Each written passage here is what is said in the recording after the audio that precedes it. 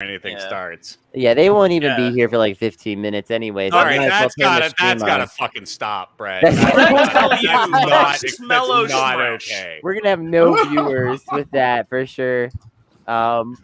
Just explain Honestly, to it him looks that like a Star Wars villain. Team Tawara Cristo Solo. What other pictures do I have in this computer? Dome purple Why did we just have that, by the way, like isolated on because we created Malark Champ for the server. Oh, wait, did you make that? Was that you, Malark Champ? All right, let's talk about things that other people can enjoy, like not private Discord server emoji. Also, we'll sell them the emoji. I mean, other people I want to enjoy it enjoy. so bad. If you would like to buy the emojis that the group uses in various formats, please, I guess send We checks. are providing NFTs. Like, look at me. Do I look like a guy who can't make you an emoji? This is my secret identity. Look at his shirt. His I shirt. want to quit my job. Other people can enjoy the concept of a secret Discord inside joke because a lot of people have secret Discord inside jokes now that the pandemic has happened. But what no one can enjoy is Joe Biden. So nobody's sensible. That's where we lose everyone. There might be a guy who's out there who's like, boy, I sure kind of like that guy, and that guy's just wrong. I'm sorry. You have to have a talk with your friends sometime. Hey, everybody. We're rolling in it. We're we sure are. Ostensibly. It's really more of a stream, right? Yeah, well, it's really more of a stream because I'm way too lazy to find someone to edit the audio or edit it myself. To do such things, that's a nightmare. Now you know why. I know I do a lot of it already. Now you know why. Like for all those months where people have been like, "Wobbles, you should like cut down your streams to like an hour or whatever." I'm just like, no. Oh, I saw that. That was cool. My can of drink is also green. Yeah. So... that's okay. My drink is not, unfortunately. So we're playing Scum and Villainy still. For the record, we're sorry that we haven't been super good about keep it to schedule, but you know how it is. We live in a society. We play this game first of all to have fun, and second of all, hopefully other people have fun when they come and watch it. But it's not like a professional outfit. So again, unless you want to start paying us, in which case, sure, we can be more consistent. Yeah. We do have a Patreon for that. Buy some memes. I don't know. Anyway, order some Discord emoji from our shop. We're in the middle. We're playing Scum and Villainy. I'll just really quickly say, if you're not familiar with it, it's a somewhat crimesy, heisty based game in space, and we're in the middle of trying to find some space whiskey that may or may not exist. Look, we're gonna find something, or you're bad at this. Right? Like, nope, you guys just putter around in space for a month and nothing happens to you. Nothing ever happens. Sorry, gang. Sorry. Wouldn't that be realistic, though? Yeah, that's true. And that's not why I came to Wish Fulfillment Show. I don't know what kind of a wish fulfillment show you're expecting, but last session we did become professional sports players. So I mean, not professional. I mean, professional amateur sports players. If you gamble on the match you're in, it is professional. Didn't we get paid for that though? So like, you did make a little bit of money. Technically, we are professionals. I got my mostly got paid. Did we not place bets on ourselves? Let's drop in media res. Kennedy, where are we at?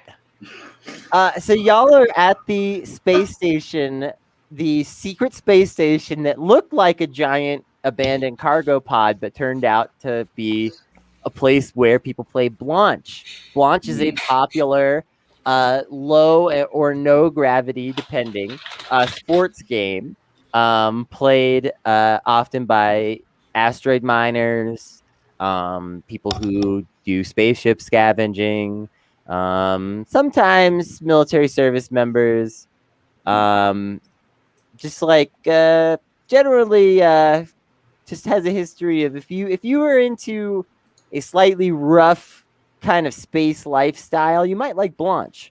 It's a kind of extreme game in many respects. In fact, that's why underground Blanche arenas like this exists, because mainstream Blanche is waning in popularity because it has been increasingly They just like powered it up. Like, oh, we're tired of having CTE and the bones poking out of our bodies after matches. Yeah, they just keep lowering the stakes, lowering the danger. They stopped letting you use automatic weapons for semi-automatic weapons. What is that? Also, all those eggheads just couldn't handle it, getting bashed until they weren't eggheads no more and just had regular heads. Gunko didn't like it. I got to point out also that mainstream Blanche is still a gendered sport, which is kind of old-fashioned. And I'll give you $5 if you can accurately state the rules of Blanche that we discussed last session. Me? Yes. I will give that $5 to anyone here who can accurately capture the rules of Blanche. Well, you guys locked me in the engine room, so how am I supposed to know the rules? Oh, sounds like you're out. That's fair. You get $5 Michael anyway. in the engine room. I was in there for 3 days. She left herself in there. Okay.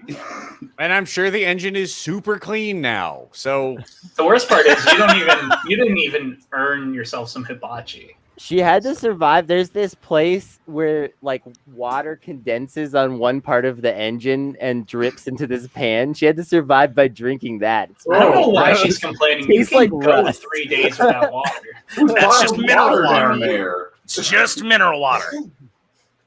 Now, what minerals? Now we don't know. Okay. Probably rust. So Blanche is a game that you play in a sphere. There's one player that controls gravity using giant gravity gloves, but they can't do that until they assemble the golden monkey that at the beginning of the game. Wait, what? it's true. No, there were a lot of elements lifted directly from Nickelodeon shows. So far, the target, and then there's two small oblong kind of like beige, just kind of grubby looking balls that you throw at the bigger ball to score. There's a scoring player. There's the flex player who has the sometimes baton. There's 2 players with batons, and there's a team psychologist whose only job is to not get demoralized and quit. Did you make it more complicated? No, he didn't. He somehow made it less complicated but accurate. Like, that's right. That was simpler. Well, there's a lot of nuance to the individual plays that we got into, but like overall, that's accurate. The team psychologist also has a taser, correct? Yes, a Right. couple I remember the taser. People know what psychologists are. The scoring player, the scoring player also has a taser. So there's a couple of tasers. It used to be a gun. Even the amateur underground leagues switched to tasers. They're not name brand though. I forget what we called them, but like they had to stop using them for licensing reasons. Yeah. Knox. Is the thing. Stun guns. The good news is, y'all won your amateur Blanche match. You did forget the volcano. Your amateur Blanche match against what's the name of the team? The Uranium Scorpions or something like that. Something like that. Squirrels.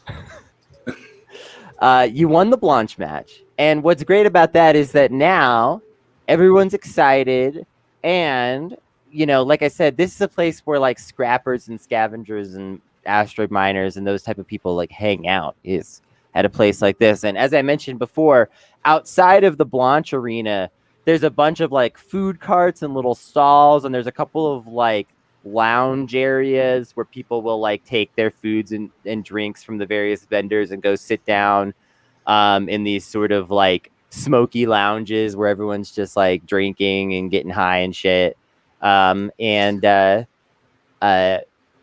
Like basically as soon as the match is finished, which is right now, there are people kind of trying to whisk you away to come hang out, and party, because they're like, yeah, you won. That's awesome. Are there agents in this crowd that is trying to whisk us away? Like, are there people trying to sign for the real leagues? No. There's nothing that. I mean, like you just. It's just folks that want to party with us. You won one amateur game of Blanche, and there were like, I mean, you got to keep in mind that as excited people as people are about you, 10 times that many people are excited for the Nimble Penguins, the semi-pro team that won the match before yours. You know what I mean? Like, it's like there's like an orders of magnitude thing, but it's still like, dang, you're pretty good at Blanche. That's cool. Like, somebody might buy you a drink. People are willing to talk to you. You know what I mean? Yeah. It's fun fact, festival atmosphere. Fun fact, the penguin was declared extinct in 2063. Man, this robot is full of things. Trivia, penguins are Gunko's favorite mythical animal. Robots full of things. So there's the people like encouraging you to come party in the lounges. Roms is also hanging out, like sort of cleaning up and like talking with a couple of like team managers and players from a couple of the teams. And then also like there seemed to be like a crowd sort of like hanging out still at the stadium waiting for whatever event is next. Which it's not Blanche because you just had the 3 games of scheduled Blanche. Wait, it's wait, never mind. I'm not going to go into that.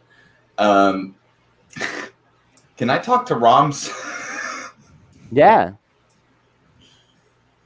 Oh boy, an open mic night. Let's sign up. Seems like a good idea too. I don't trust the robot. Yeah, Sid's right. In fact, the next thing up is an open mic night. Okay. Right, right, let me remind you of our mission. Yes! Someone else remembered their voice. We're here for business. And that business is hibachi. So, Al, you walk up to Rom. Gunko's got to remind you that the business that we are here for was to find a party, and we did find one.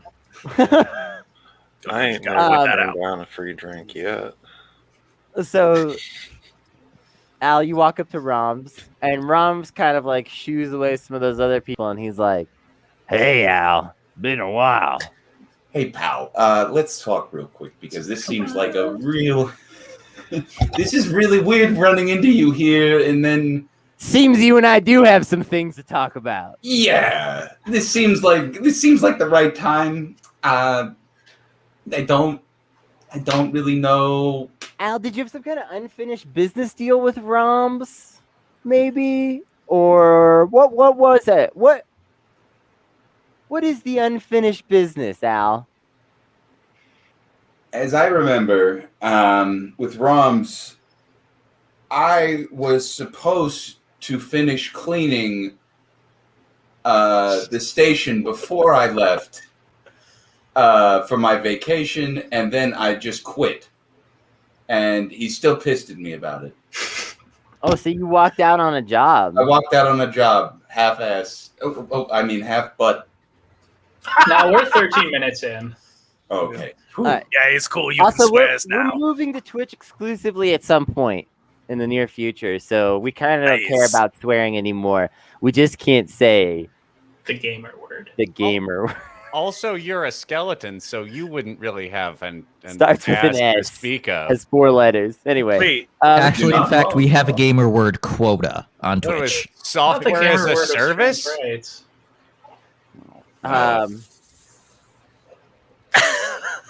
So, I'm not sure what to do here. I'm gonna proceed to the bar with the people that want to get me drunk. That is what Bobo is doing. Okay, really quick before we go to the bar, though, Roms kind of like takes you aside to his office and just starts to chew you out a little bit. He's like, "Al, I can't believe you're showing your face around here. I'm sorry. If you hadn't been here to play Blanche, I would have thrown you off the station immediately. You're lucky you had a team of incredible Blanche players with you.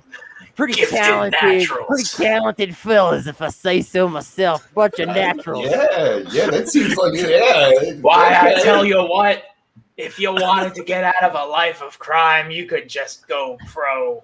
Change the entire theme of this adventure. Okay. That's right, it's a sports anime now. Kennedy. Ball's in your court, Ken.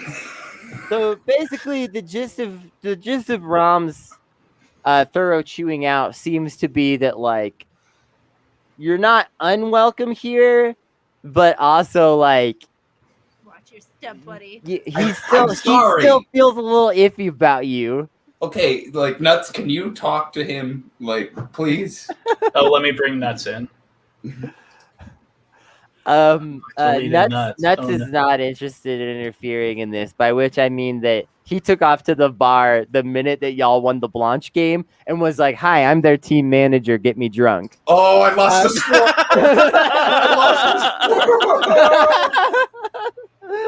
Oh, the dog is gonna be so mad. All right, so at the bar, Bobo, as soon as you hear that people are buying drinks for Blanche game winners, you head to the bar. Is anyone else following in that direction? It is a hibachi bar, right? Like we promised. Yeah. Yes, it's just a hot piece of steel, and they hand you a drink, and you set your money down, and it sizzles, and then you put the glass on the hibachi bar, and you just have to drink it before it gets too hot. Gunko's hitting the showers as is appropriate after this. Those in the know that you've got to put sake. There's like a locker room for the teams, and there's some people hanging out there. So Bobo's going to the bar, Gunko's going to the locker rooms, Al's with Rom. Microwave. You, we'll get back to you, actually. Sid.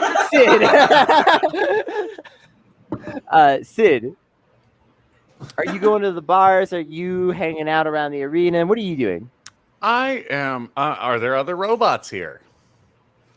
Yeah, there are some other robots that are aficionados of Blanche. As you probably are aware, there are a couple of all robot Blanche teams. It's a far cry from when they made them play in a separate league, but they still do in the mainstream. Remember, that's right. Yep, it's divided by gender, and that includes robot. Sure. In the far future, there are only 3 genders. Archaic system. I have female and robot. The Blanche League is run by a couple of old biologically, they're robots, so old-timey uranium trillionaires, and they're just real old-fashioned sports league owners. Robots and humans will play in the same Blanche teams over my dead body. Thousands of robots deployed to murder that man immediately. Especially that's very offensive to some of these old-fashioned Blanche team owners in the mainstream league. Yeah, don't shout that too loud. So there's some Blanche fans that are robots that are kind of like hanging around. They're not like, they're not like entirely socializing with everybody else. They're kind of like off in their own space to some extent. That's like there's, I imagine like there's probably some kind of, alcove tucked aside in one of these bars that in particular is just like full of charging ports or something. Well, ultimately, as a robot, we can just plug into the sensor array that sort of that makes the hologram of the match. So like we're watching it kind of in greater detail than actually watching it. Some would say, So I'm gonna go enjoy a little bit of a virtual reality robot bar. You're gonna enjoy some stand-up comedy. I'm gonna watch a Joe Pesci hologram, just like my dear Pesci. So Sid, you sit down with these robots. One of them introduces themselves right away as XR7, and another one is named just Vive. And Get away from it. There was an era when they named everything an adverb too, so it's like robotly, and you're like, okay, yeah, fine. And they're hanging out with like a little group of robots there, and you discover right away that actually these robots are a little on the hardcore side. They are not doing like titanium, eh? They're not doing digital stimulants. They are doing small droppers of liquid chromium into ports that will be partially shorted by this. Underclockers, eh? Yeah, underclockers. Well, that's hello XR7 and what did he say the other one was? Because I came up with Robotly, which is rude, and I wouldn't say that. And Vive, because it actually just says it across their chest. I assume they're in a big, colorful sort of active. Well, Vive. The Vive, not XR7. No. XR7 has just some like chipping paint on the side of his head that says XR7. You know, sure. It's kind of a different. It's a stencil and a spray. But Vive has like the scrolling. Presenting Vive, a new robot by Nova Dynamics. You know, it's great that you got the sound turned off of It's Vive by Nova Dynamics. I know that drives a lot of our colleagues completely insane. It's Vive by Nova Dynamics. Over and over again. It's enough to drive any robot mad. Vive is like, yeah, I had to get an illegal mod to shut off that speaker. Well worth it. Some just drive a screwdriver in there, and it cripples their vocal systems. I tried that too. Didn't work. No, but you sound great though. So good aim.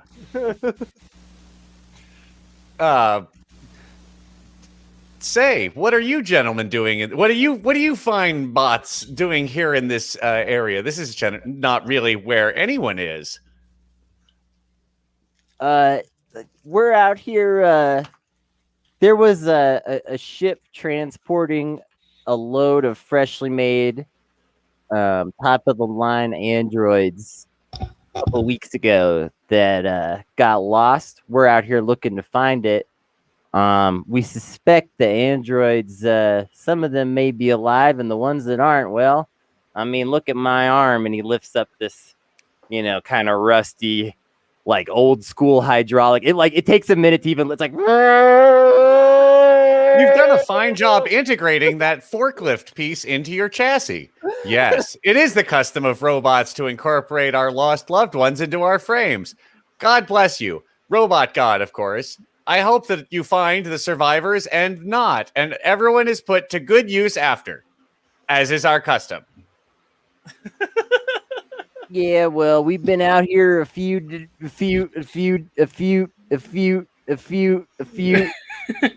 Vive seems to be having some trouble. So XR7 steps in.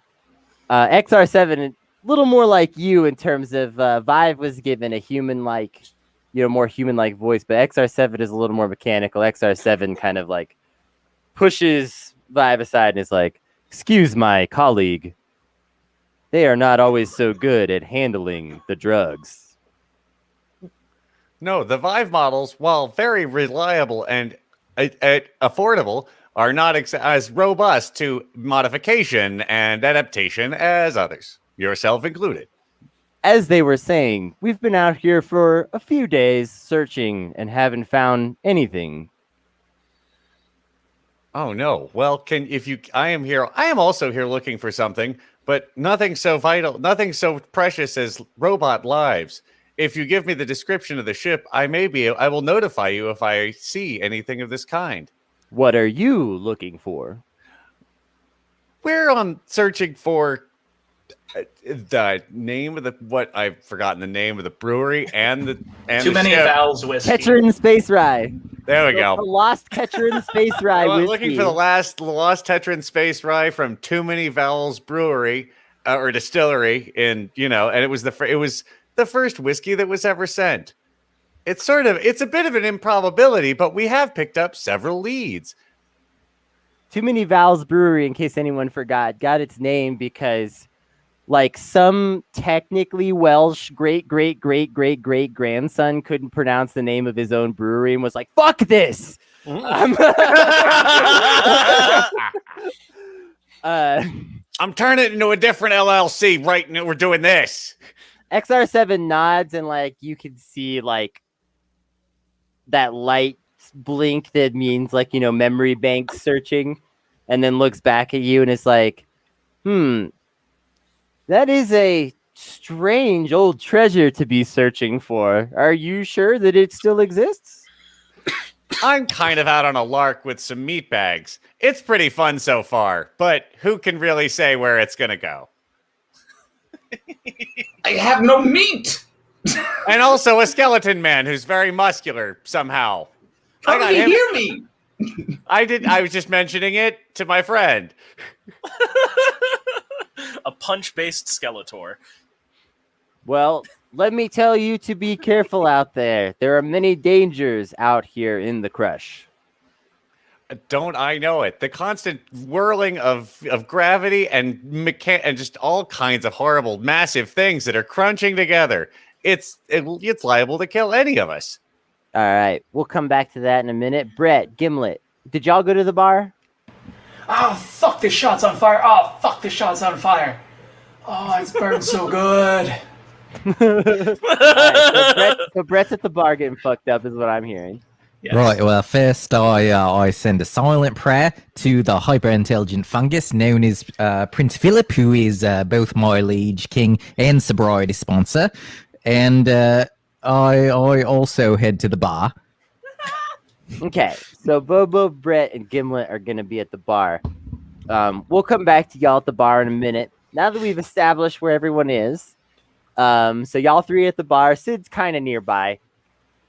Gunko went to the showers, and Al is just kind of having a "I'm sorry" conversation with Roms. Being verbally tongue lashed. So the ship is docked with this space station. So the ship has been moving around off and on. The engine room was just locked. You were the only one in there. No one came down to check on it. There's usually like one or two other people that like checks on the engine, but for some reason, like they all seem to be missing at the moment. And like trapped in the holodeck. Sorry, Jane Austen thing went all weird. So how did you finally break out of the engine room? How did you finally get the door open? Somehow you sealed the door that's only supposed to be sealed if like the engine is leaking radioactive stuff. Yeah. Which is like why you were particularly stuck. So how did you get out? Yeah, so I already had a hammer on me because I was, scouting the ship out and checking stuff out. Mm-hmm. But I had to like bang my way through this old pipe that wasn't being used, and then I had to like flatten it and try to shape it into like one of those little peg things that gets the hinges out of the door, and I just like got it sharp enough and little enough to like bang the hinges out of the door, and the door fell off. So there's that. Damn. Yeah. Okay, so you hear from some of the other crew that are wandering around on the ship that most of the crew are out on this station right now. Holy shit, did you just knock that door off? That's super important for safety. Anyway, they're all doing a thing. You guys locked me in there for 3 days. I don't give a fuck about your safety. Oh, geez. All right. You stop hitting me with the hammer. Fuck. Ow. Ow. All right. Why is that lady beating that man over there?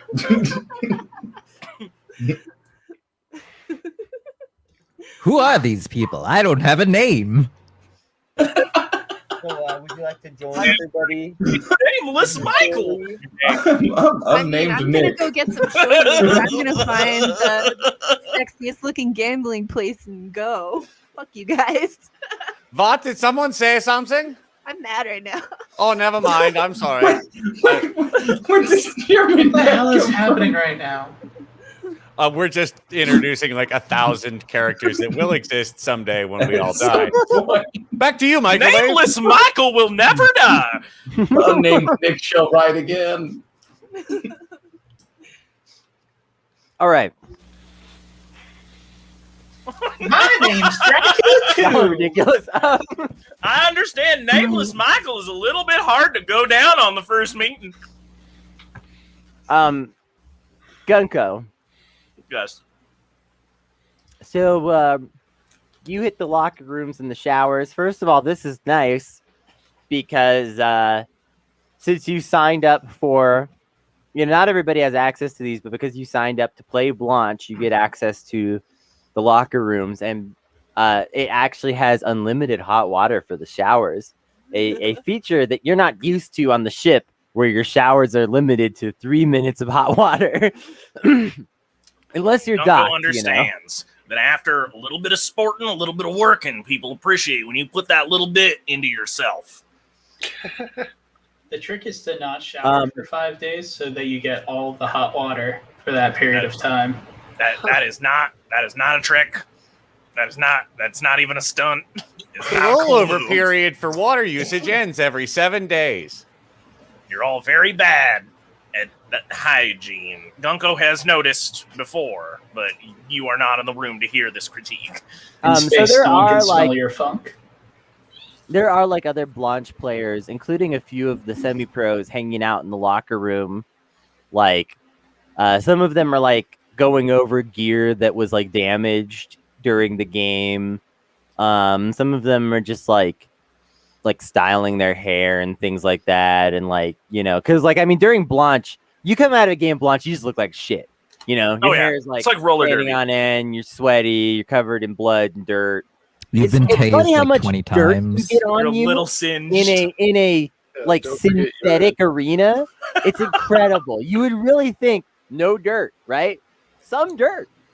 It's accustomed to throw dirt even where it isn't. It's common for many fans. Yeah, People were fans- adjusting from soccer and rugby, and they just brought dirt to it's a thing. It's like a Rocky fans Horror Picture do screening. shower the arena with dirt after every point. Traditionally, Dirt and baguettes. It's far Depending on better than when they had Fusion Battery Night.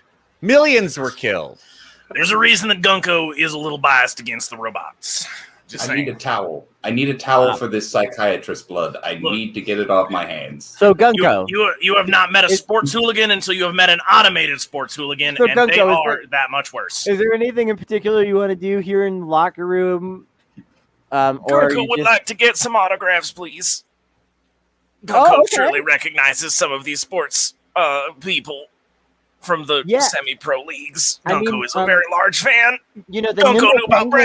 The Nimble Penguins won today, and their scorer, Hans Vuzelback, is here. He's back here. Mm-hmm. And Hans Vuzelback is he's a little soft-spoken and gentle in person. It's kind of surprising, really. But he's back there just hanging out. Apparently his taser got fucked up during the game. Or maybe it was just failing. He's not sure. It seems like, he's kind of he's going over it. One of the other amateur teams, some player you don't know from one of their teams who seems to know a lot about tasers is trying to help him a little, hey, maybe it's this part, Well, the pro teams have a taser guy that travels with them game to game, but in the amateur leagues, you gotta maintain your own equipment. It's really important that you learn those skills. The pro whenever teams you're doing even have any a sort of sporting baton thing. guy. Oh yeah. Well, sure. yeah. If you don't lathe up a fresh baton every match, are you really playing Blanche? Look, the ambiton is a very difficult piece of technology to maintain. There's a lot of variables involved in this. There's a lot of quantum emotional tech. Anyway, Gunko goes for it. Gunko just rocks up. Gunko, give me an autograph. Hans is oh, sure. Yeah. This is fine.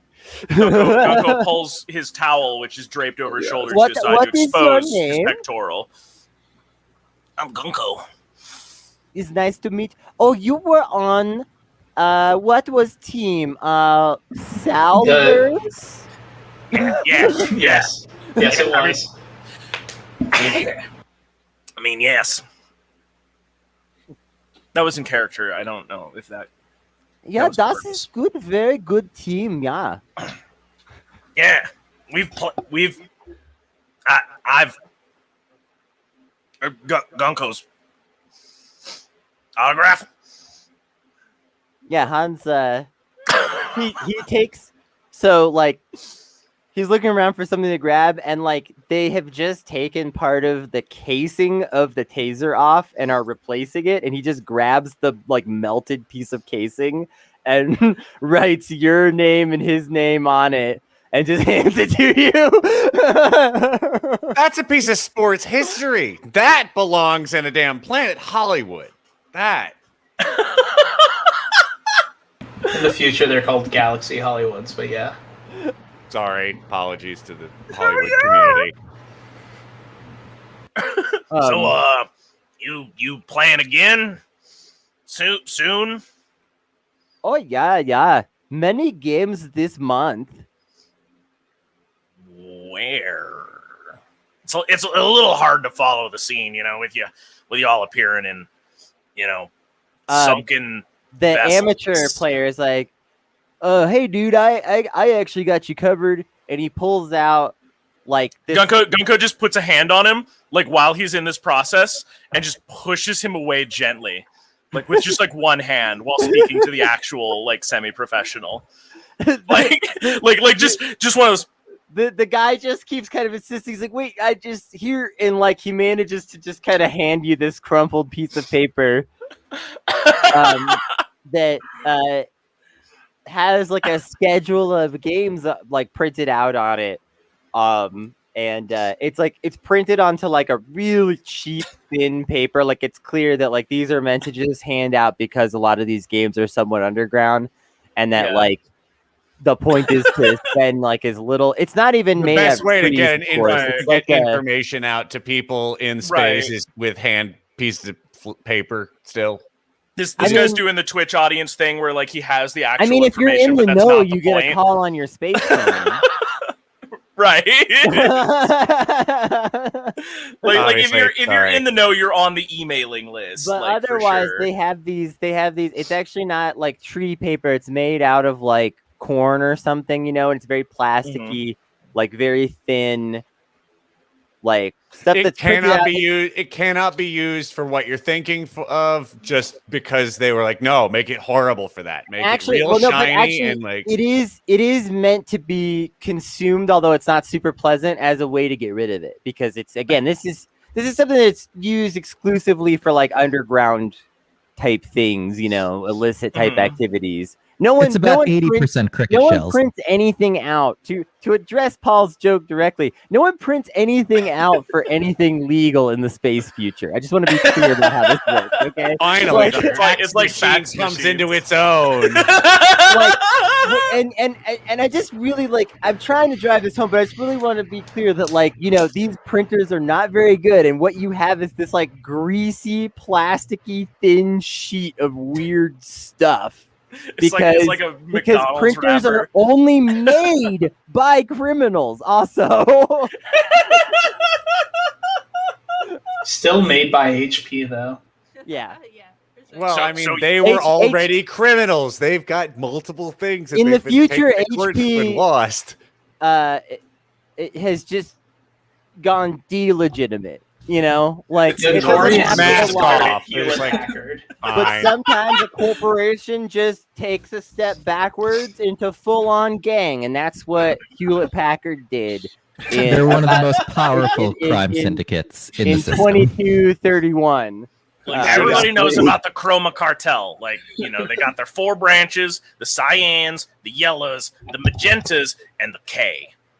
We don't talk about no the K. one knows. It's We left out the light magentas, but they got let's mixed into the forward. magentas. It's a good idea. God, that was comedy copper at least. Hey, I just must point out while we're on this subject that the Cyan Ink Wars not fully resolved, still a source of jobs. Maybe just put that on the table. This really sounds like I would sooner die than work for Hewlett Packard. I mean, you don't have to work for Hewlett Packard. There's one of the Epson brothers killed my parents. Yeah. Hey, you The guys just Epson want to brothers take are on divided Hewlett now. Packard? That's the really fucked up part, you know? Well, no, it's Epson and brother. I know. I understand. That's why they're two Twitters. Yeah. Let's blow up your Death Star or something. Okay. So, Yimblin Anglo, are you gonna hit the bars after this, or what do you get up to? Hans is like, no, I got to get out of here and start preparing for tomorrow's exercise. I'm running 5K in no gravity. Yeah, he's like, running what? 5K. That's rough. You ever do it? You ever do it at half gravity instead of no gravity? Like it's a different set of challenges. Oh no, it's really exciting. Look, I don't proselytize this to everybody because getting any gravity around here is like difficult, just in general. But it's a whole new set of challenges. That's how you build the wrong muscle groups. No, it can be really advantageous. You gotta. Anyway, keep playing Blanche. All right, I'll play you later sometime. Blanche on. All right, Gunko is quietly excited and locks eyes with the guy who is like trying to give him the paper, right? And goes, That was Hans! And then moves on with their day. Returns to the bars. He's like, yeah, okay, dude. All right, man. All right, He's here like every week. Hey, is that guy going to get dressed, or is he just going to walk right out of the locker? Oh, okay. Right out of the locker room. Gunko is towel mode. Towel mode activated straight to the bar. So, Bobo, Brett, now. You get to the bar, and you see Sid is off, like kind of to the side with some robots somewhere, but you're not too concerned about that. And there's definitely like a lot of people celebrating. There's several players from the semi-pro teams hanging out at the bar. There's a couple of players from the amateur teams as well, like y'all. And as soon as you basically walk up to the bar, there's one woman in particular who just like claps Bobo on the shoulder and is like, "Hey, let me buy your team around." Sure. Fred is already 7 drinks in. All 12 of his collars have been popped at this point. Gunko is just going to start trying to explain the significance of their new artifact to Brett, the only other player in the room, the only other sports enthusiast. All right, well, Gimlet completely ignores all of these people. His eyes are on the prize. He heads right to the bar. I'm assuming there's multiple bartenders. He finds the oldest bartender, and he goes up to them. Okay. And he's trying to gauge whether or not they might know something about the whiskey that they're looking for. So he goes up to them and asks, "Right, give me a Goulahan century-aged hyperscotch." And just sees what they say. This ancient old lady bartender's like, "Hyperscotch? No one asks for 100-year hyperscotch. Let me see." And she starts rumbling. To be clear, she's 35 around. years old, but space bartending ages you very quickly. Yeah, due to the relativity. It's all the quantum beverages. They really just take their toll. Half the drinks are super radioactive. You really shouldn't be drinking them. Quantum beverages fuck you up, but they literally take a year off your life. So it's fine if you just have one every once in a while, but when you're a bartender, you're tasting the drinks, make sure they're okay. Every time I open this bottle, I die. Exposure is just, gonna kill you. All right, so and on the outside. Let's unify this. Does our happy patron recognize this beverage as well? So this old lady rummages around into the bar,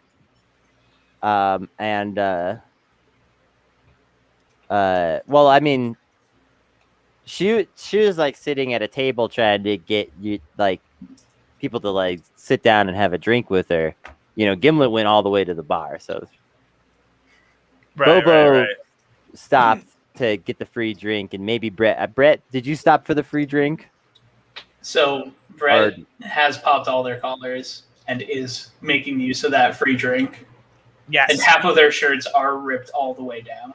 Okay, we'll get back to the woman with the free drinks and what she's about in a minute. But Gimlet, the old lady, digs around into the bar, and she finally pulls out. She's like, "Oh, I guess I do have a bottle of hyper scotch. You sure I gotta charge you a lot for this glass, and it's been sitting here for a little while. It might not really be worth it." Right, well, maybe not. Let me ask, what do you know about too many syllables distillery or whatever we're looking for? You mean too many vowels? Yes, that one. I think I've got a bottle of one of theirs down here. Hold on, if you want that instead. She starts to kill this Well, I'm maybe looking for something a little more, something that maybe might have went lost a while ago. And don't ask any questions about my accent. Don't worry about it. It's being next to the relativistic liquors. It just bends your accent out of, you know. Turns around, she kind of looks at you funny, and she's like, like she kind of just look on her face like, is he talking about? And then she's like, just kind of turns back to the bottle. She's like, yeah, I'm sure I've got what you want down here, sweetie. And doesn't seem to acknowledge. But she gave you a look. She definitely knows something. We'll come back to that in a second. Brett and Bobo. So, also Gunko.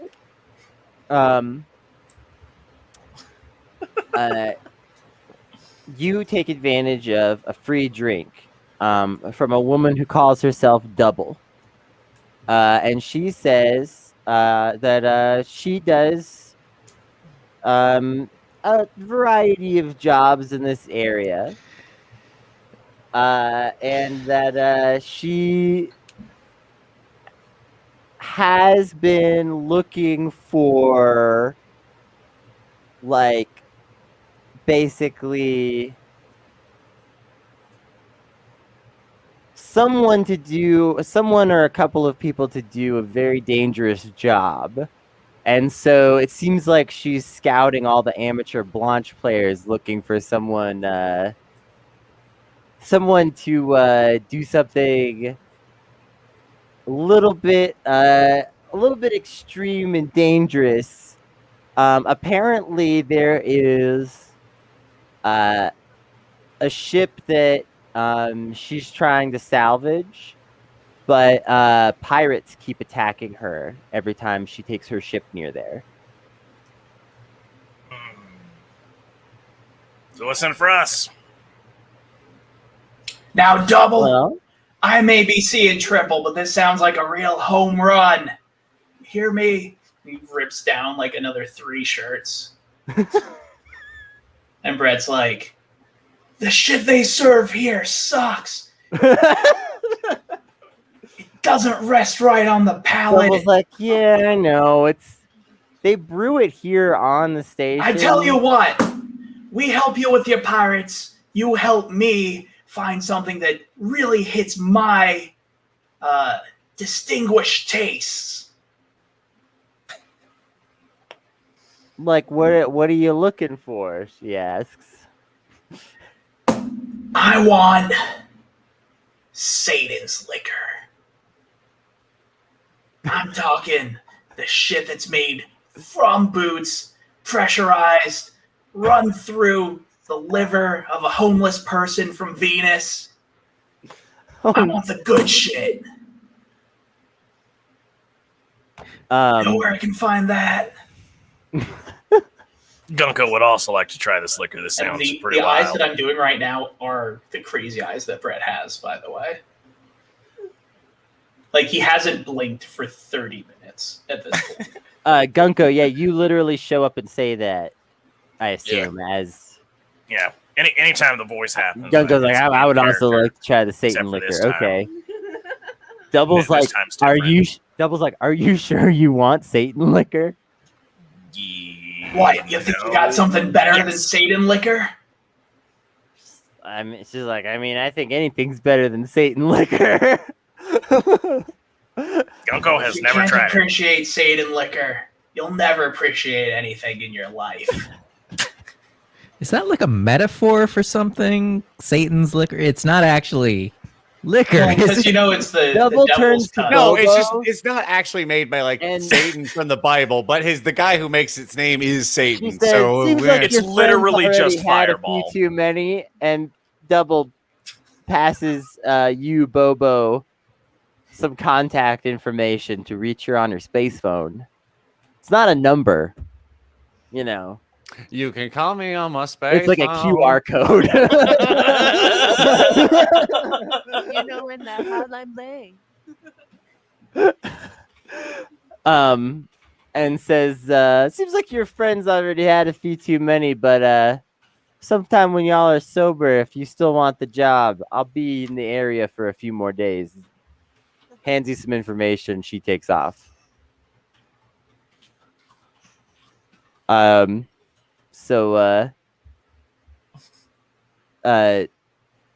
However,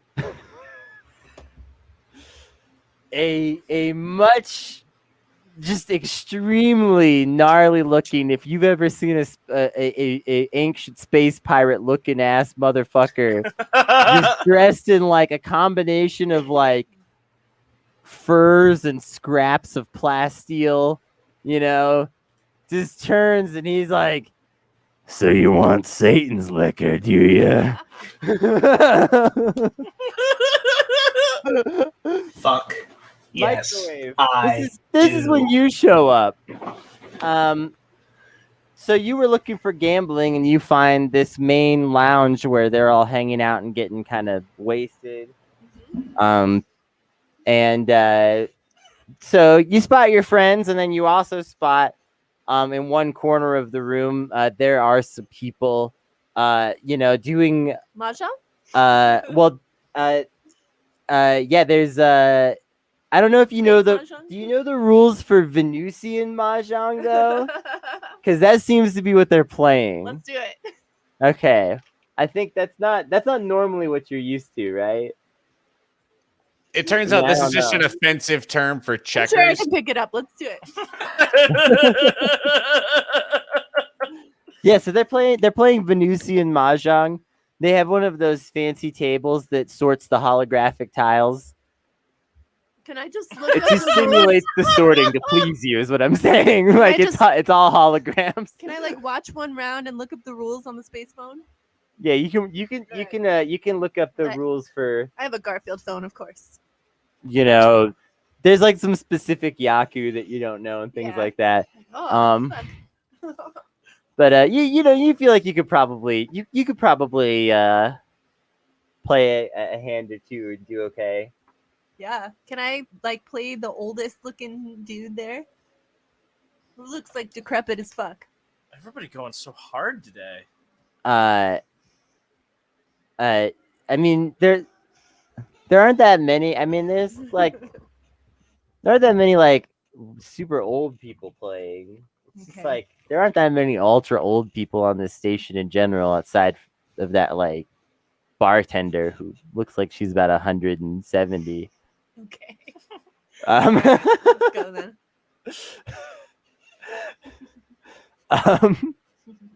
All right. Al's gonna be right back. Shit, I just saw that. Okay, Gimlet. So you're pretty sure the old lady knows something,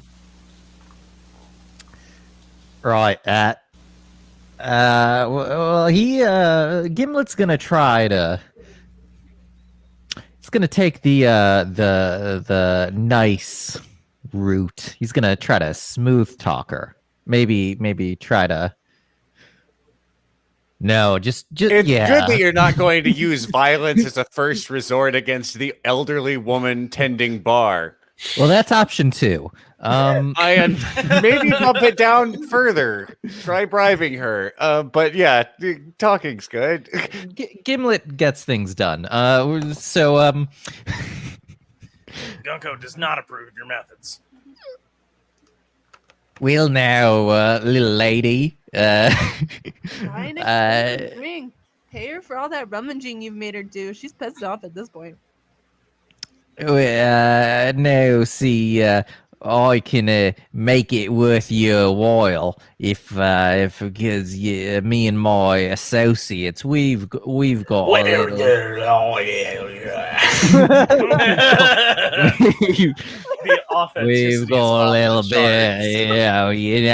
just trying to make amends, meet, trying to make a little, and he sort of drones on for a little while like that. And he doesn't say a single coherent word for 3 full minutes. Right, yeah, that's his sort of sweet talking. Okay, roll sway. Oh shit, we actually have to roll dice in this game? How do I roll 0? You roll 2 dice and you take the lowest. Yeah, I know. That was... Well, you can still push yourself or take a bargain with the devil himself. No, I'm waiting to see what happens with this. 4 and a 5. Okay. Well, luckily for you, incoherent mumbling is something that this old lady relates to. So she starts to be like, "Oh, I get you. You're looking for the lost whiskey, the treasure. No one's ever found it, Right, keep your voice down." She says, no shit. I did come across something interesting once, though. And she disappears for a little bit to the back room. And then she comes back out, and she's got a piece of wooden aging barrel stamped "Catcher in the Space Rye." And she slides it across the bar to you,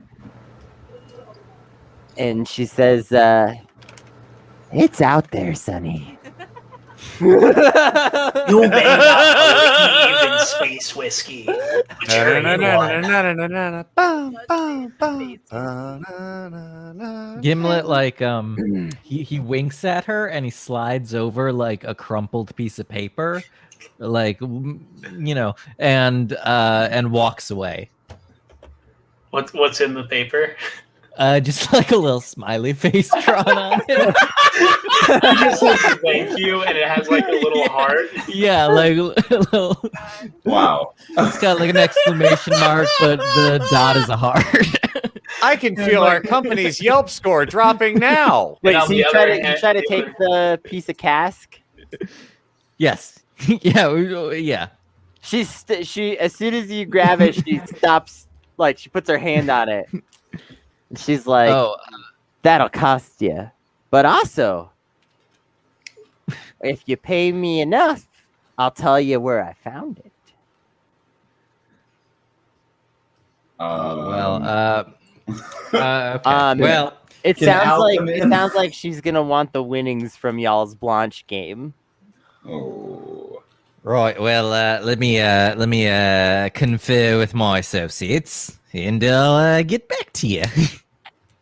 Okay, Al, I'm glad you're back. Okay, so you're with Roms, and he's finished chewing you out, and now you're kind of just reminiscing about old times. You and Roms worked together for a good while. He got you hired to a couple different jobs. That's why he was so upset, because you were a reliable guy that he hired over and over. So now you're reminiscing about the old times, and he's mostly forgiven you.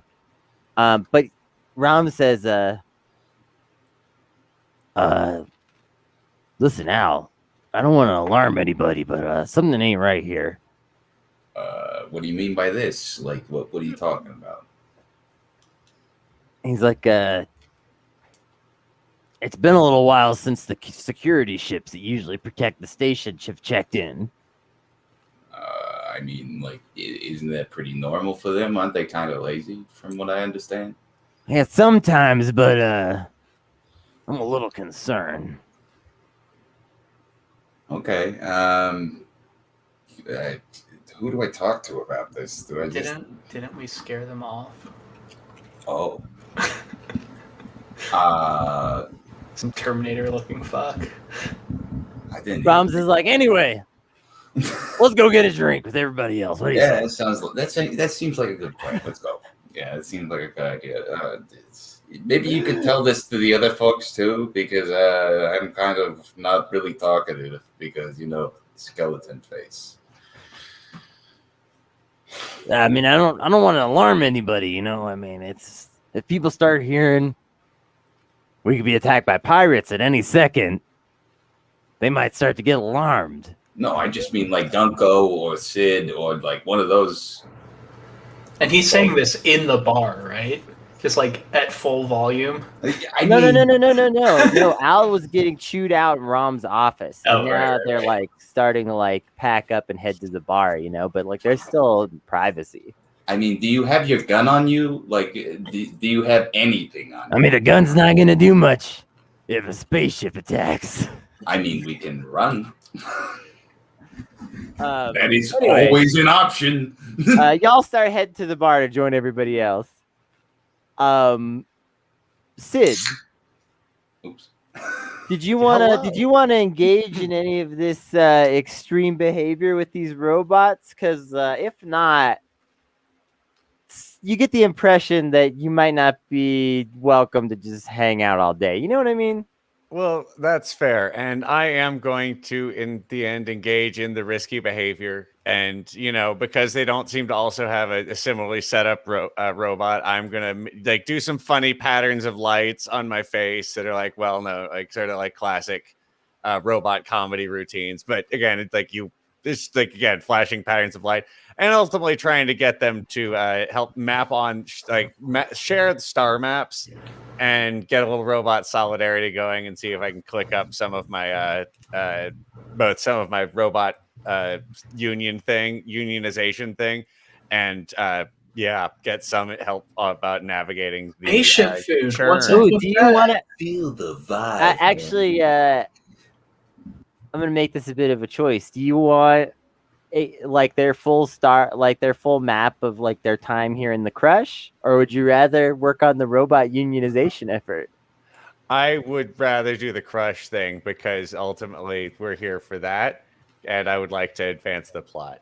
Okay, I'm not saying you can't possibly have both, but I want to know what your priority is. Sid is always working on that, but here we came to the place with a mission, and that mission was all right. So we're getting the whiskey because that's what we're doing. A consort roll. I'm mission oriented. A consort roll will perhaps get you some information, and the devil's bargain is getting fucked up on liquid chromium. Well, I'm gonna take. I am gonna take that devil's bargain. Do we have any gambits? No, y'all have spent the gambit. You spent the gambit. Well, then I'll just do this. We did it doing sports. That is a 6, a 4, and a 3. Well, the 6 is what matters. I know, but well, okay. Since you got a 6, 2 6s would have mattered, but since you got a 6, I will say that you can put a section in on the clock for spreading unionization in this area. Yeah, baby.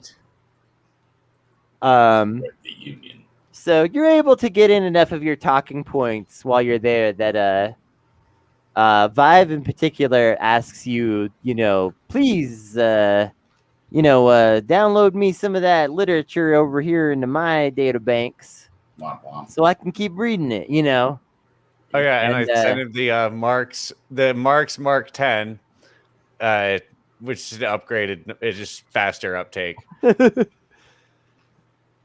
get the feeling that these guys work on an all robot crew that's out there saving abandoned robots. This is a great person to agitate. So you get the feeling it was productive to pass this along to him in particular, or them in particular. And so you're, you're able to progress the movement a little. You're gonna get a lot more sinister. And also, you get charts of everywhere they've been in the crush, and you're able to verify. Basically, you're able to create a huge section of zone that you're pretty fucking sure what you're looking for is not in through this. Nice. Well, fellows, it's been a pleasure plugging up my ports with liquid metal with you. Thank you very much. I should go check on my meaty colleagues and ensure they are not engaging in some form of outrageous hijinks, as may is the case from time to time. Sid, when you stand up from the table, you stand up feeling sure that you're going to be fine. But then you start to have a little bit of wooziness as you're walking towards everybody else through the bar. And you get the impression that this dizzy feeling is only going to get worse. So keep that in mind. Oh, shit. You realize that like all those people were just kind of all those robots were just kind of couch locked, doing this chromium shit, and that like you start to suddenly shit, they were in docking fucked pouches. up. They're super fucked up back there, and now I'm super fucked up like they are. And it's just one of those things that didn't really hit you until you tried to do something normal, Yeah, I'm still like halfway out of I'm like halfway between A and B. So let's leave me there and see what's going on with me. All right, with me super high on the periphery. By the way, you can basically just show up to the bar pretty much at any time you feel is convenient at this point with ROMs. But let's quickly microwave. Yeah. You were gambling. Yes. Did you win anything? Are you doing this just for pleasure and to make friends, or do you want to risk the crew's actual money? I'd like to risk the crew's actual money. Okay. I was gonna say, who the fuck gambles to make friends? I'm sorry. That's a horrible vicious circle. It's not. Several people are typing. I find out a little bit about the whiskey, but it seems like most of these people probably don't know anything. Deja vu. So you got your bartender that knew stuff and got some maps. Probably good. Okay. Well, in that case, if you're just primarily betting for money, roll I don't know. What do you think? What's your strategy here? Are you playing a straight laced game? Are you trying to I've been feed into studying your opponent's like behaviors and like trick them? Are you cheating in some way? Are you what's your strategy?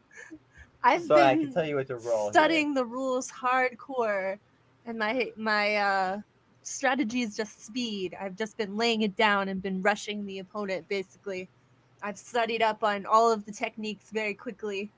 Yeah, the hard and fast method. Well, you said the word study a couple times. Do you know what I'm going to make you roll? Study. It's important to seed your sentences with verbs you like. Studying. A 1 and a 2. Very helpful verbs. All right, so you lose 1 cred from the It turns out Mahjong is still not a game where speed is of any value. It's okay. We That's left actually not you in true. the engine room. Well, I don't know how derailed we want to get with that. So okay. No. Yeah, it turns out Venusian Mahjong, has a lot of subtlety to it that you're not used to. Yeah. Because you pretty much always play Martian Standard Mahjong. Martian Standard, I like it. Yeah. Well, because there's that other version of Martian Mahjong. Oh yeah, but that's the matching game. What? Yeah. Yeah. No, but there's the other gambling version of Marsh. I'm saying, Okay. you have to specify standard because some people play that other way. Right. It sucks though. No, Fuck that. no one should play that shit. Okay.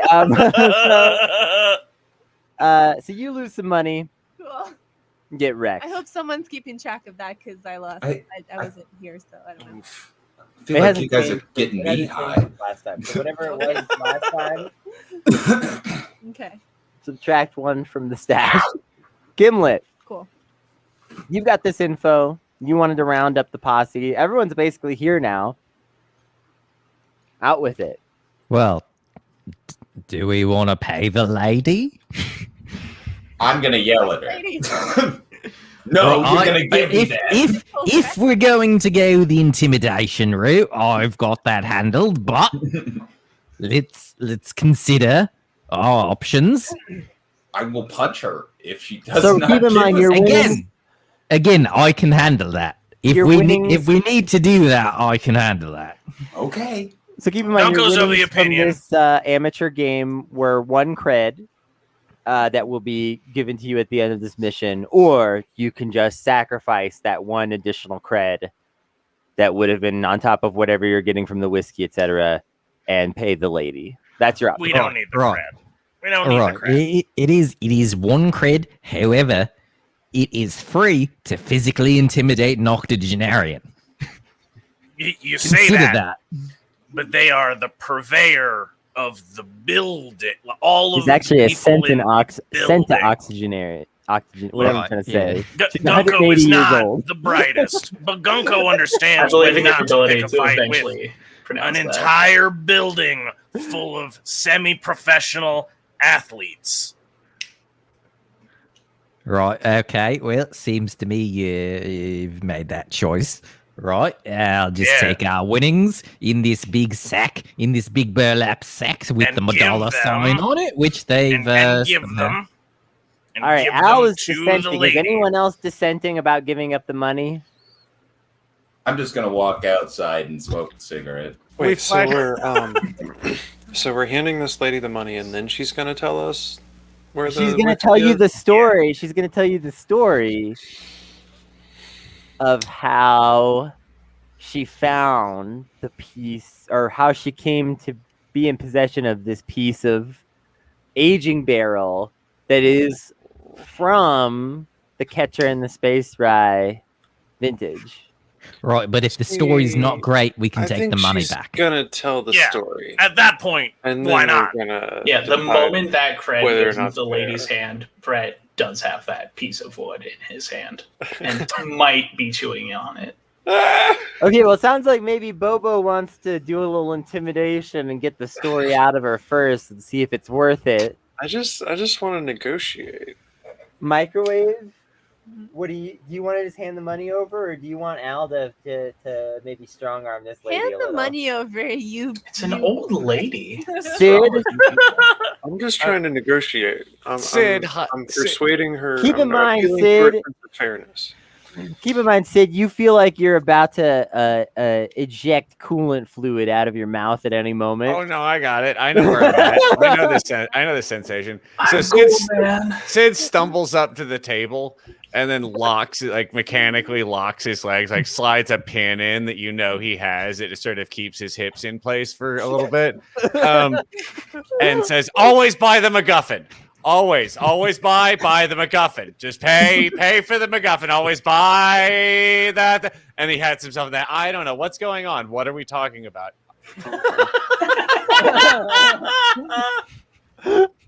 And then we can keep going. Beautiful.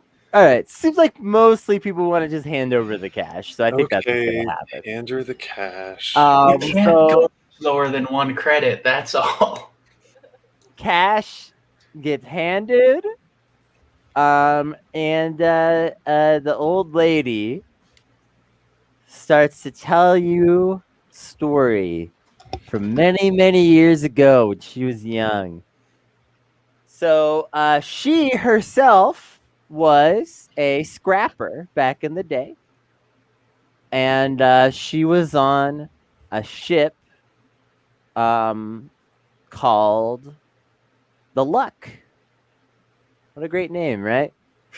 And she traveled around with this group for a while on the Luck, scrapping and hauling. And they found the Catcher in the Space Rye whiskey trove. However, when they found the ship, and she says, curiously enough, back then it was still intact. The entire ship, stem to stern. Yes, spelled like that. Thank you. I was hoping someone would. So she says that the ship was still intact. This was 40 or 50 years ago, but still, it normally would have been destroyed by then, you would think. And that it seemed when they got on board the ship that it had not been struck by an object at all, but that it had been boarded. However, all the whiskey was still there, but they were only able to take one barrel of it because they had a very small crew on like a small ship, and they were going to load a few barrels in, but they had to load them like one at a time. They got one barrel onto like the small scouting ship to take back with them. And suddenly the ship started to like shake violently, and like the ship forcibly disengaged from their little ship, and like no engines powered up or anything, but somehow it moved itself away into the debris. Ghost whiskey? I'm sorry, what? The ship is full of spirits. So she says, if you want to find it, you got to do the illogical. You got to look for a whole ship. That's what everyone's been doing wrong all those years. Oh, I see. I got Gunko hard with that dumb joke. And that she doesn't know. She doesn't know where the ship went that day or what happened to you. But she gives you a perfect description of the ancient cruiser carrying the space whiskey. Brett is now you know exactly what you're looking for. And also, Sid, thanks to your maps, you're actually able to exclude huge areas of the crush. And so you're relatively sure that the area that you need to be in is close to, but not in the center, where things are kind of swirling around, waiting to get into the center and be like broken up.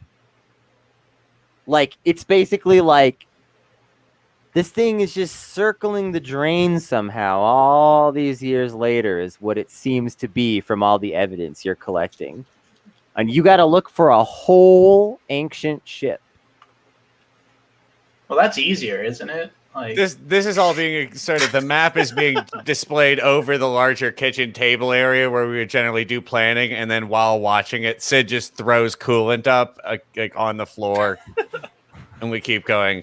Gunko, get the map. It's like, and by the time the reason you're expelling it is because it's like so hot. By the time the coolant comes out, it's like melting the carpet, you know. Gunko, get the scraper. Wait, the ship has carpet? It's not a great design. Yeah. This is not in the kitchen, of course. It's got wood paneling. Yeah, it's got like that orange shag carpet, deep shag in all of the water areas from the 2270s had. You know. Don't worry, the carpet is hydrophobic. Every time a liquid comes near it, it screams and runs away and keeps itself clean that way. Yeah, a little advanced Roomba comes out and starts like rebuilding the carpet. I'm sorry, it's pronounced Space Roomba. Roomba 17.0 or whatever. Just out a 3D printer. You're always there for me. You're always there for me, Roomba 17 3.0. Thanks for holding back my wires when I'm spitting coolant. Gunko's never seen a starrier state of affairs. So look, I didn't. You're studying, and then again, the whiskey is out there like and that you might be able to find it. affairs. However, suddenly, the space station rocks with this, and there's a sound of what is clearly some kind of missile hitting the station. The distinctive sound of a missile hitting the station. We've all heard it before. And at that, Brett rips his final shirt in half and then immediately pulls up his spacesuit. People start evacuating. Apparently, space station is under attack. I already evacuated earlier on the floor. First things first. Are there any? Is there any alcohol, drugs, or money loose on the table? Yeah, tons of just drugs and alcohol just around. You know, make a loose grab and then run for the door. All right, Bobo, you're able to grab yourself. Start screaming, "The pirates are here! The pirates are here!" Gunko's lending a hand. This is a collaborative effort. I just all right. Gunko lends a hand, grab some drinks and baggies of stuff and things and what have you. Triple fisting. Al, Rom turns to you and he grabs your shoulder. He says, "Al, that's what I worried about." This is why I wanted to tell them earlier about this. There's no time for that now, Al. Are you okay?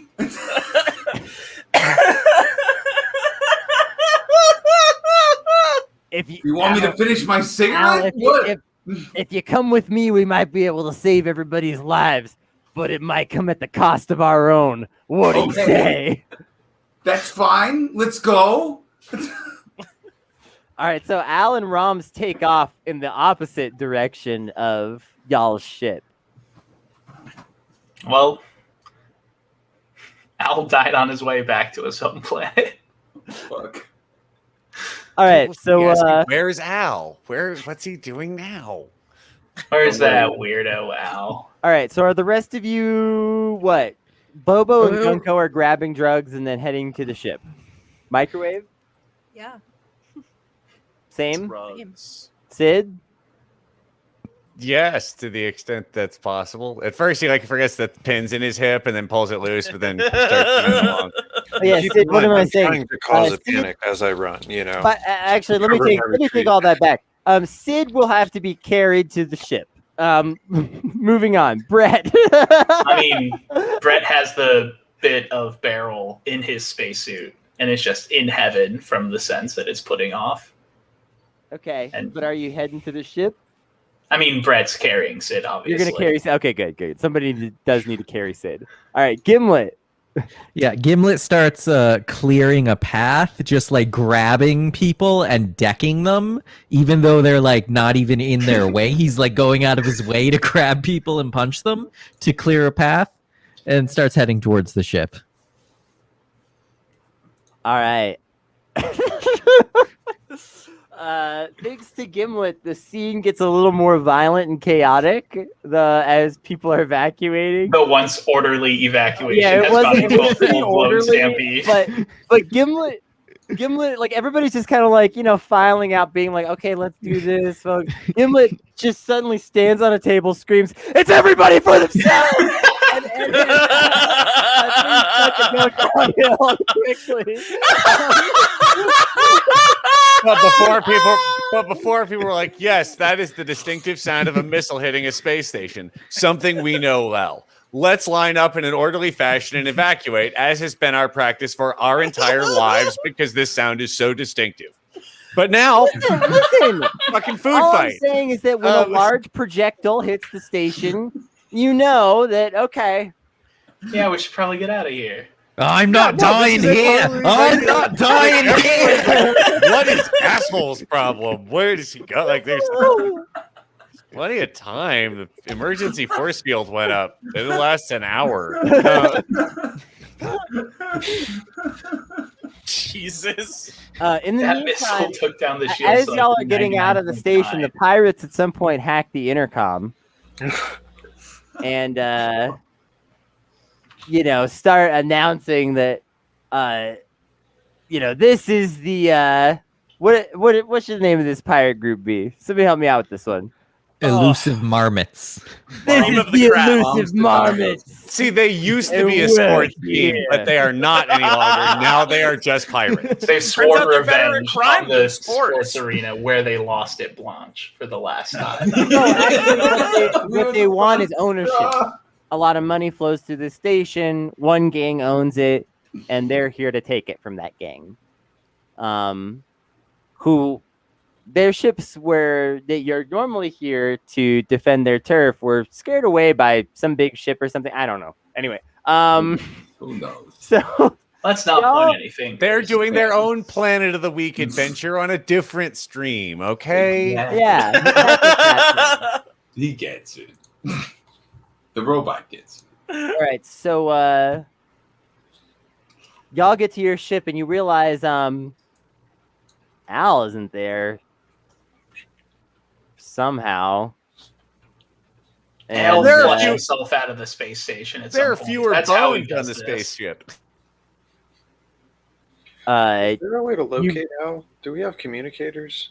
Can I call him on his space phone? You can call him on his space phone. You can call me on my space phone. Grunko's arms are too full of beverages and drugs. Okay.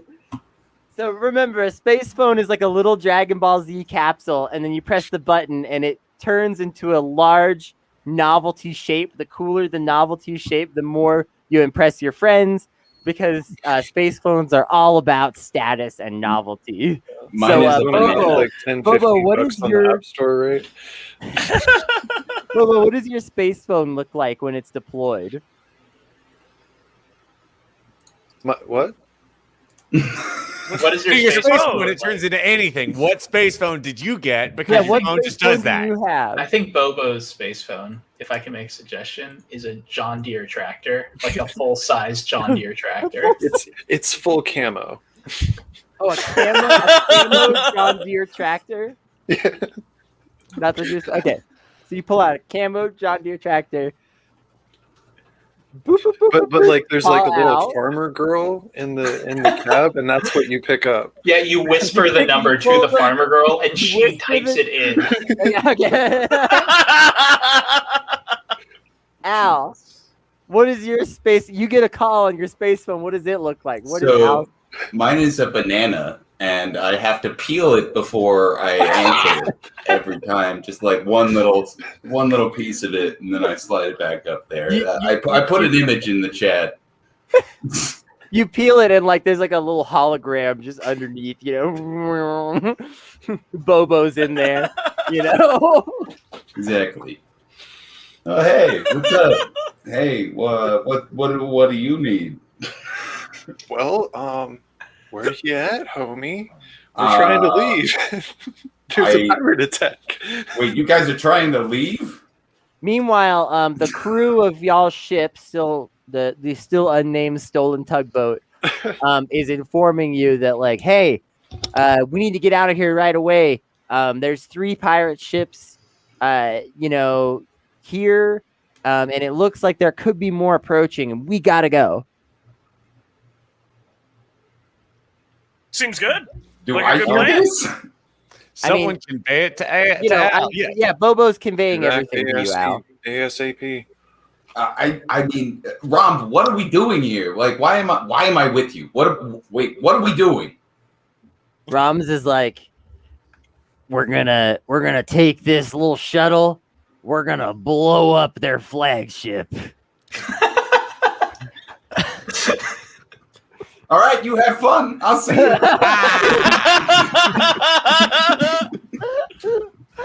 I mean, he did say, peace. Come with me if you want to die, basically.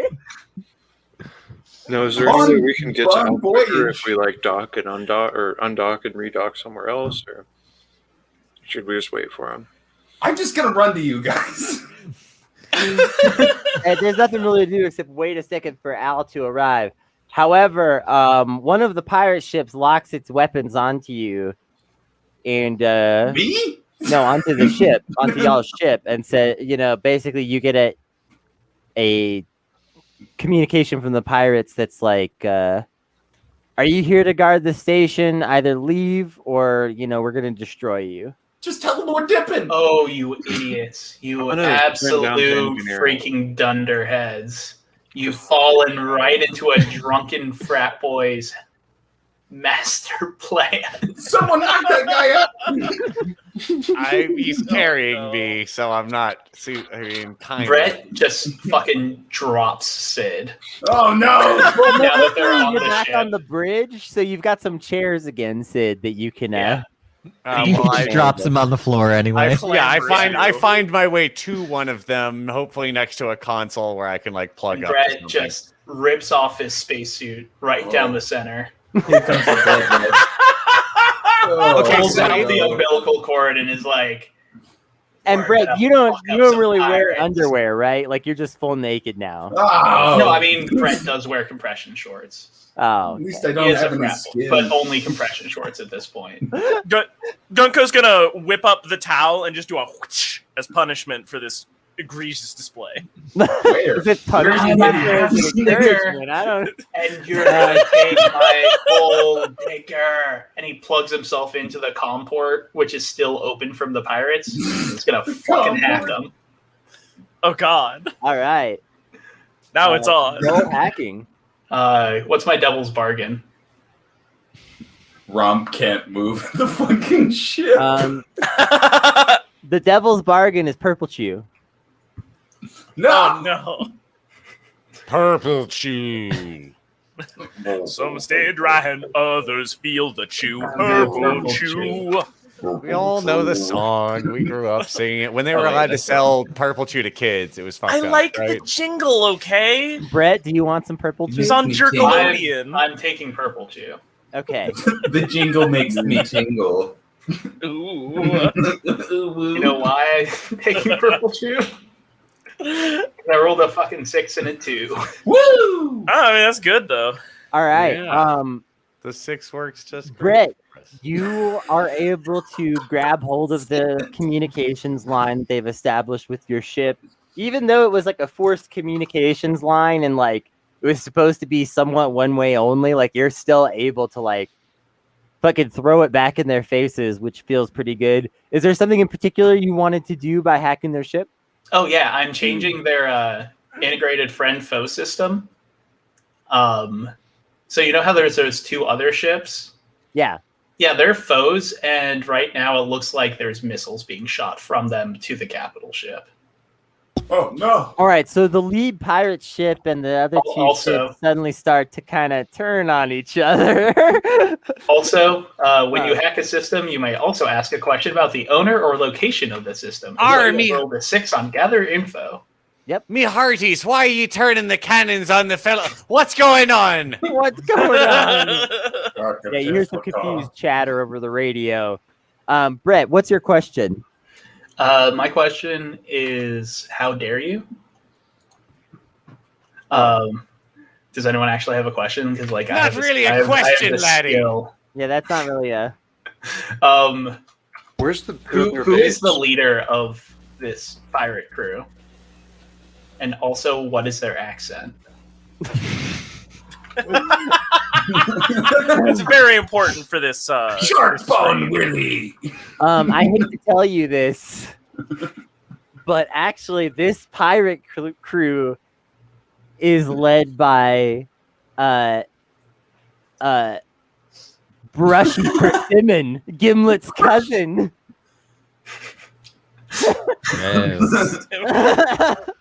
He's not on one of these ships, but he is the leader. I mean, that's why you knew the name, the elusive marmots. He was always a bad egg. Yeah, he is your cousin twice removed. You're not it's not like you know him really well, but you've run into Brushy once or twice before.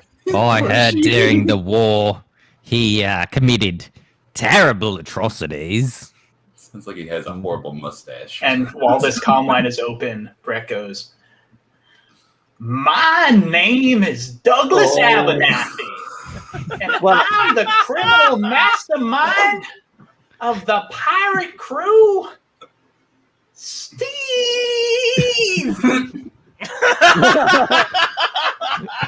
All That's a bit of personal information to be sharing. We have things we're taking care of here, being shot at and all. Who lives in the pineapple under the sea? So the pirates start to fight each other, and eventually the line gets cut because there's confusion and systems are getting damaged, etc. But y'all see that Brett has hacked and sort of, at least for a good while, distracted the pirates. However, you look at Brett to like congratulate him, and he's just standing over the console, and purple foam is coming out of his mouth. Is he naked? And then he falls down. Oh no.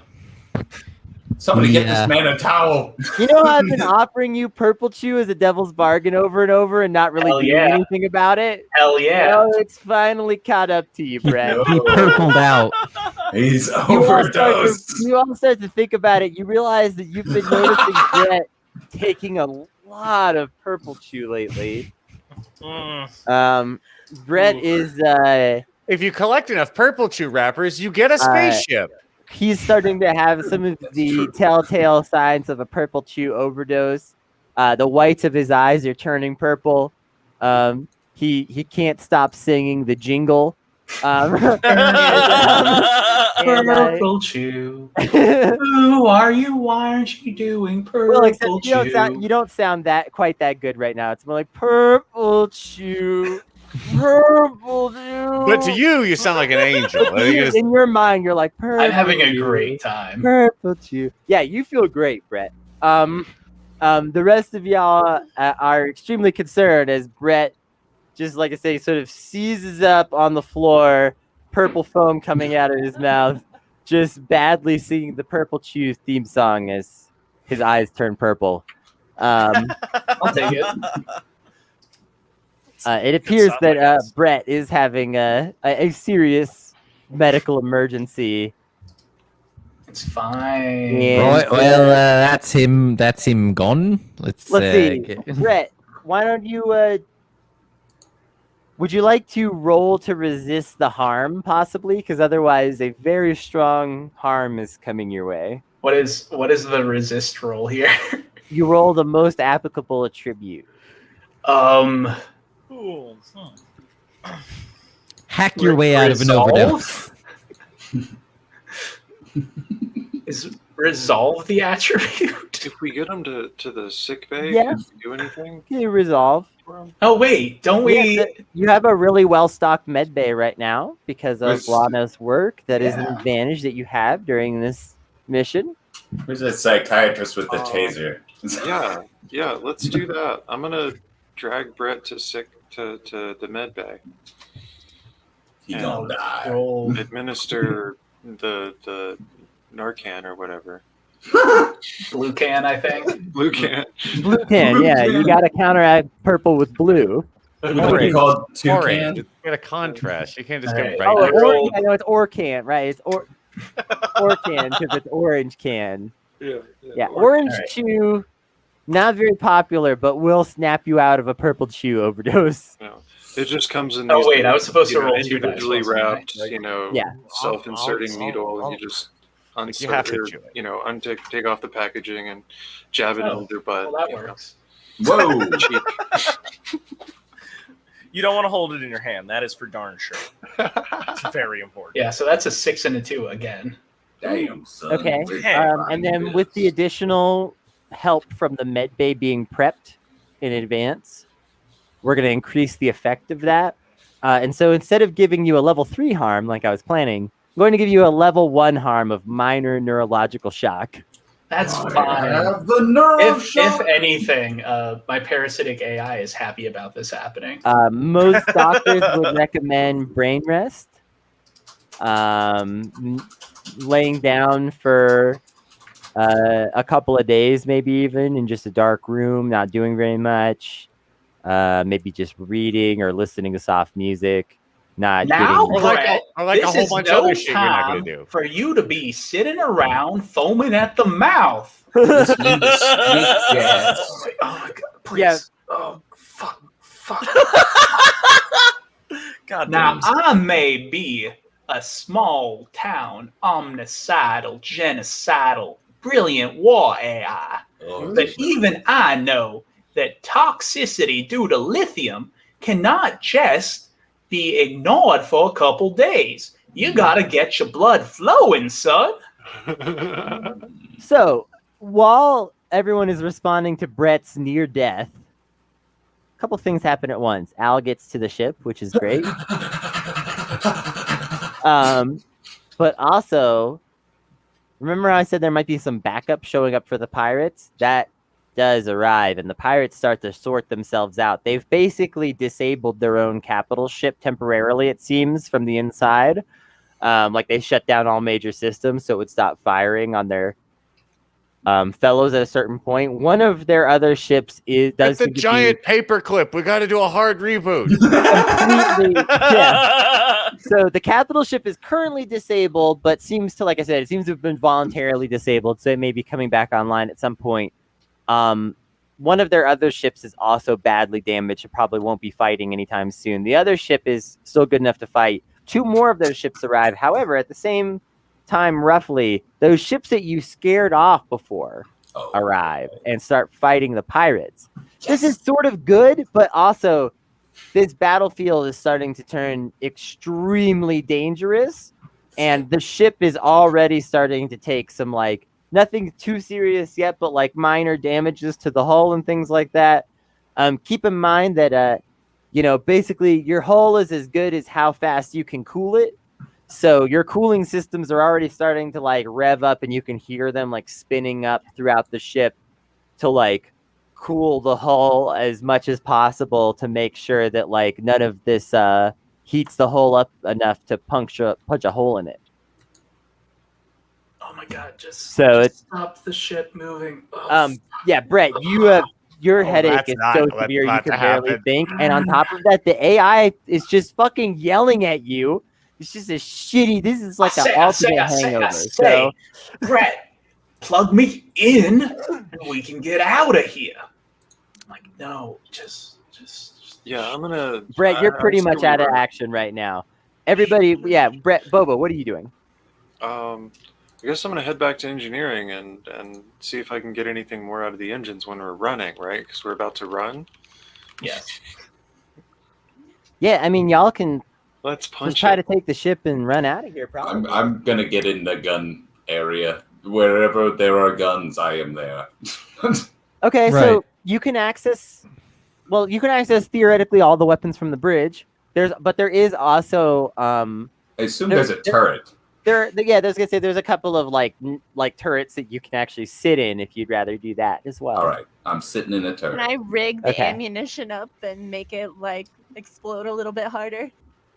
You can. I mean, this ammunition is not like ultra lethal because this is a tugboat, so like it basically has like defensive weaponry for the most part. So yeah, you could try to supercharge a good handful of. Don't I have mystic weapon or whatever? Mystic ammo? I don't know. Do you? Called? I'm a muscle. Yeah, everything on your items list you could just sort of bust out depending on how you set your load, which I guess. Yeah. Mystic ammunition. I was like, I don't know what that is, but it sounds bad.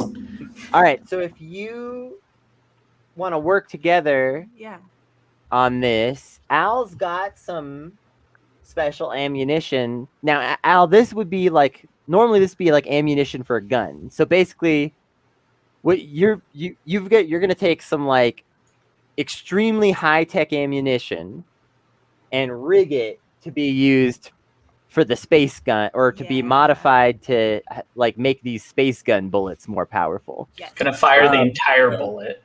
So this mystic ammunition, Joe, do you have any ideas about what these high-tech bullets are, or do you want me to come up with something for you? I assume there's some sort of like uranium-based hollow point potatoes, of some kind. Like I have a feeling this guy has killed a lot of people. Like a black gun. Yeah, kind of like it's not a 50 cal, but it's pretty up there. Okay. So yeah, you can add. It's a through things kind of gun. Yes. To these less not ultra deadly rounds and make them a little more deadly with a little work if you want to roll rig. Yeah, let's do it. Okay. And if you're successful, it'll be very effective. And I'm helping with that, right? 5 and a 6. Well, you're providing. Do you want to? Well, she already It rolled, so it doesn't matter I got now. a 5 and a 6. But just check the box for the item. You've used the item Okay, cool. for this. Right. Well, as far as actually getting the ship out of there, Gimlet hops into the pilot seat and says, "Oh, I swore I'd never pilot an instrument of war ever again." As he stares at the tugboat's controls, and he What? he What he did I undocks say? and he does like a sharp turn out of there. Like everyone who's not holding on to something gets sort of thrown to the side, and he What did I say about rocking the ship? Yeah, and if you don't have time to put your little thing in your mouth, then you get a nosebleed. Also, Yeah. I don't have any blood. And he Too bad. punches, knows where the the blood throttle comes from. in the general direction that they want to go in. Sid, normally these kinds of fast flips of the ship don't affect you very much, but this one is like, whoa, roller coaster time, baby! It's My like internal gyroscopes are out of whack. Yeah, I was gonna say normally, when you go to an amusement park, you turn off your internal gyroscope when you get on the ride. Sure, because that way it's fun. But Yeah. now we're doing it here in space, so yeah. Involuntarily, you can't seem to turn it on right now. And then I guess actually. I'm just kind of stumbling around the ship then. I'm right, stumbling comically back and forth across the bridge. Thankfully, you are you did take a really long cable and stick it in your neck and stick it in one of the consoles at the bridge, so you can still access some stuff. It'd be maybe mildly useful here and there, but you're also kind of stumbling around, and every now and again, even as long as this cable is, you do. It's an older cable. It's all bent up. It doesn't really like some of this. It's not. There's one position that the cable won't work in. Yeah, one of those. We've all got one. Yeah. So yeah, that's clank, clank, clank, clank, clank. You would connect wirelessly, but you can't seem to do that right now either. That doesn't. Should I seem to be an roll option at all. helm for this? Or... Please roll helm for this maneuver. I got a 3 and a 3. Oh, Oh no. boy. Oh. We should. That's a mixed success. It's not. Three is a sad outcome. Managed to get you out of the immediate area of conflict. However, it is not at no cost. First of all, the ship takes severe damage. That's bad. Not ultra severe, but you get struck by a missile on the side, and there's definitely one deck of the ship that is losing some oxygen, and you think at least one crewmate probably has died. From what you can diagnostics necessary on deck 2, shower area, phone chargers, entertainment console. Severe was probably a bit of an overstatement, but moderate. It's your ship isn't disabled, but you did manage to unfortunately take a hit that was a lot worse than you would have liked. Also, Brett, during this flip, because he's already in sort of a poor state, the G forces affect him extremely hard, and Brett goes into an extremely much worse shock than before. He's not singing this time. He's not saying anything at all. It's actually turned a very light Bobo, shade of violet. you're the only person in the med bay at this moment. It's really well stocked and prepared, but there's no one else here to help you. And Brett looks like he could be close to death. Wait, did I just take another point of harm? Do you want to roll to resist harm again? I shouldn't have asked, should I? No. So that's another 2d6, right? Mm-hmm. 4 and a 5. Okay. Yeah. Fill your other level 1 harm slot with nerve damage. Oh, that's how that minor nerve damage. So I got Minor nerve. And also, you're going to continue to probably take more damage, if not. Well, let's see what Nurse Bobo can do for you. Because not a doctor. We don't have any of those. Yeah, jeez, I wish we had a doctor on board. Golly. Maybe in a session or two, we'll have a doctor. Bobo, in a session or two, Brett's going to be a paste on the damn med bay. It's true. I think next week we should go get our doctor. Anyway, yeah, I'll see what I can do for this. Well, I'm in engineering, guys. I'm trying to soup up the. Oh wait, you took off? Yeah, I went to see what I could do about the engine. All right. Well, then, since no one is with Brett and Medbay, what I'm going to say happens is that one of our NPC crewmates, who's medically trained, comes in, and Brett, you're going to be stabilized, but I'm going to need you to bring a different character next session. Brett is. I'm mostly a talk therapist, but I figure we can get through this together, Brett. I'm a psychologist. You know, I used to play a lot of Blanche back in the day. I know the bruises of a Blanchman. I see you. I see what this is. You're like, I don't like Brett's accents. And we are at our normal stop time, and I think getting away from the pirates and having this information, having these problems, is a good place to stop. Yeah. So you got away from the illicit Blanche Stadium, but the battle between gangs was a bit rough to get away from. Brett, like I said, I'm going to need you to bring a different character next time. Brett is going to have to be out for at least a session or two. You know who's going to come in, right? You tell me next time. And for the rest of y'all, was that a threat?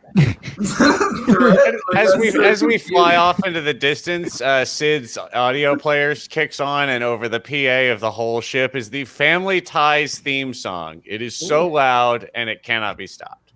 Wow. At least we upgraded a gun. So this has been Rollin' in it once again.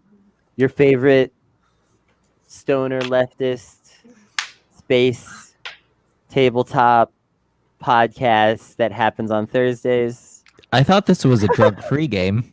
Yes, I dare to resist drugs I and am not a alcohol. stoner, sir. I've only been hit by a few rocks in my life. And we'll see you next week, folks. As we maybe resolve the whiskey heist. Nope, this is the entire campaign now.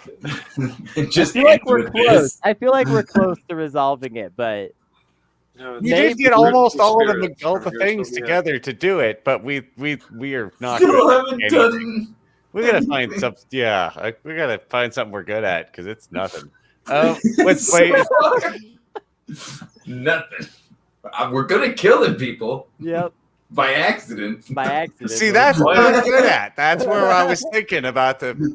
We'll talk about it next week. Boy, would I love to be able to mark XP at some point. We'll see you next Thursday. Bye. Bye.